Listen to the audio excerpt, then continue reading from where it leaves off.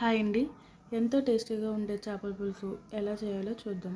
ముందుగా చేప ముక్కల్ని కడిగి పెట్టుకొని అందులో 1/2 టీ స్పూన్ పసుపు, 2 టేబుల్ స్పూన్ కారం, 1 టేబుల్ స్పూన్ సాల్ట్ వేసి మ్యాగ్నేట్ చేసుకోవాలి.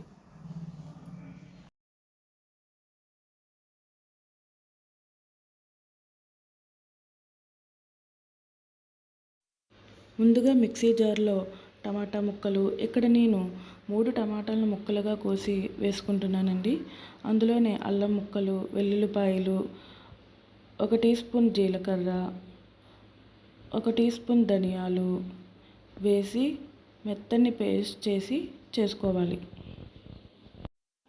స్టవ్ వెలిగించి గిన్నె పెట్టుకొని 4 టీ స్పూన్ల నూనె వేసుకోవాలి. తర్వాత ఒక 5 బెండకాయలను బాగా వేయించి ఒక గిన్నెలోకి తీసుకోవాలి.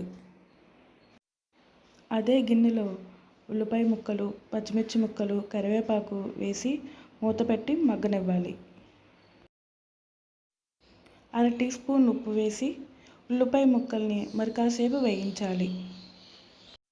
ముందుగా చేసి పెట్టుకున్న టమాటా పేస్ట్ని వేసి అది పచ్చివాసన పోయేంత వరకు వేగనివ్వాలి.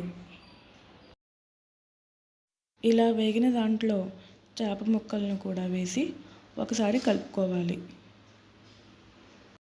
చేప ముక్కలు బాగా మగ్గిన తర్వాత అందులోనే చింతపండు రసం వేసి ముందుగా వేయించి పెట్టుకున్న బెండకాయ ముక్కలను కూడా వేసి బాగా మరగనివ్వాలి.